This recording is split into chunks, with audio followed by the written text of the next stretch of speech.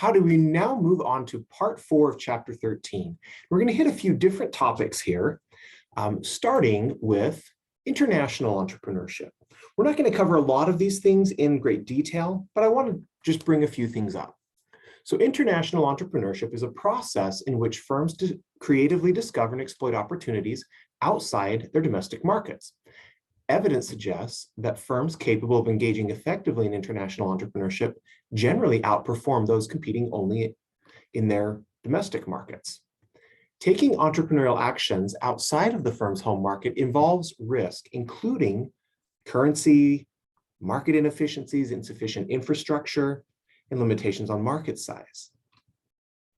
Even though entrepreneurship is a global phenomenon, its rate of use differs within individual countries. There are some countries where, for cultural or other reasons, entrepreneurship doesn't really happen.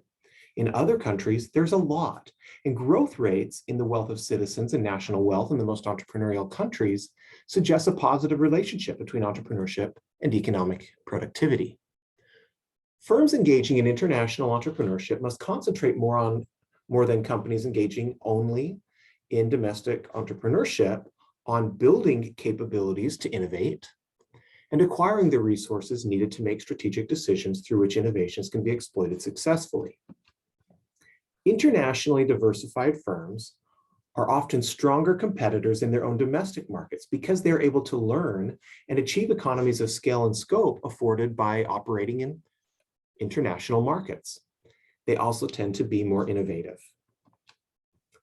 So efforts in firms' research and development function can be a very important source of internal innovation when companies are trying to come up with things within their company to be innovative and change and be successful. So through effective research and development, firms are able to generate patentable processes and products that are innovative in nature.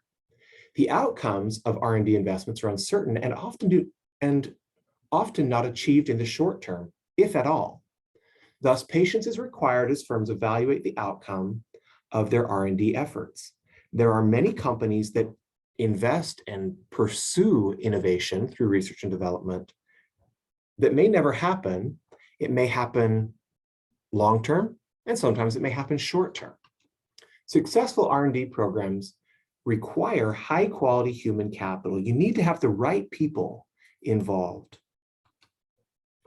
Firms invest in R&D to produce two primary types of innovation. One is incremental, those that build on existing knowledge bases and provide small improvements in current products, and also radical. Radical innovations usually provide significant technological changes and create new knowledge. These can really create or shake up industries.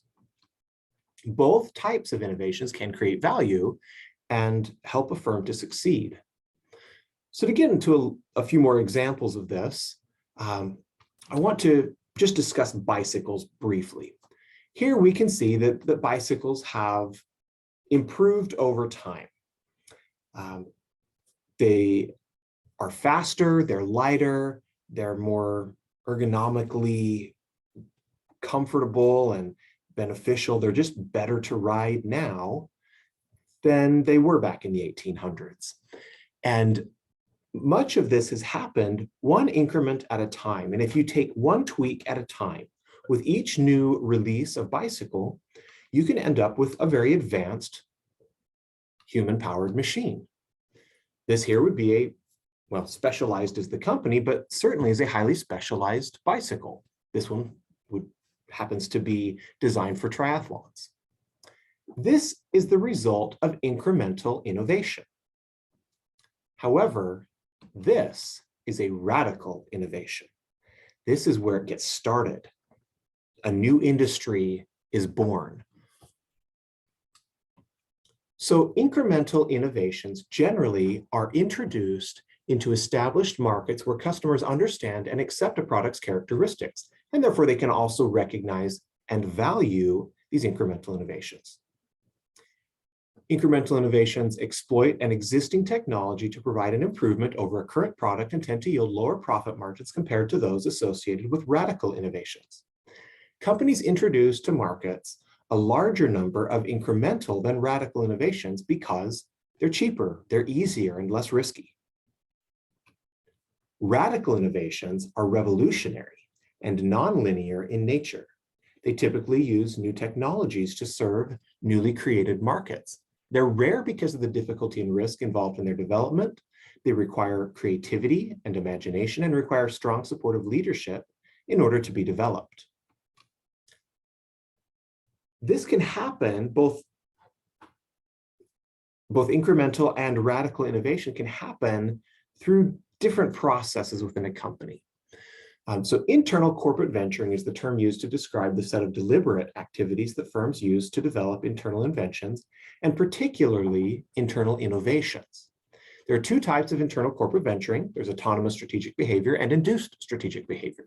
So each type facilitates development of both incremental and radical innovations.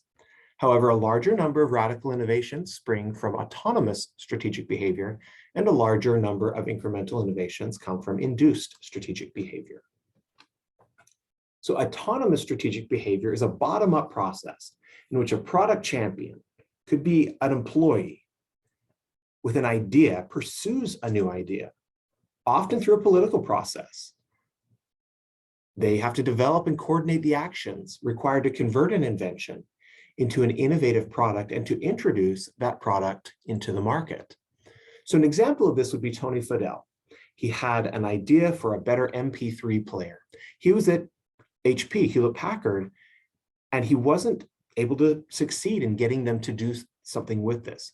So he ended up joining Apple, and as product champion helped to develop the iPod and became VP of the iPod, and has been very successful personally as a result of this success as well. Internal innovations springing from autonomous strategic behavior differ from the firm's current strategy and structure, taking it into new markets and perhaps new ways of creating value. For Apple, which had been focused primarily on computers and even a narrow line of computers, this was a completely different direction, a new product line in a new industry.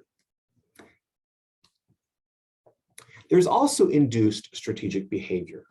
Induced strategic behavior is a top-down process whereby the firm's current strategy and structure foster innovations that are associated closely with that strategy and structure.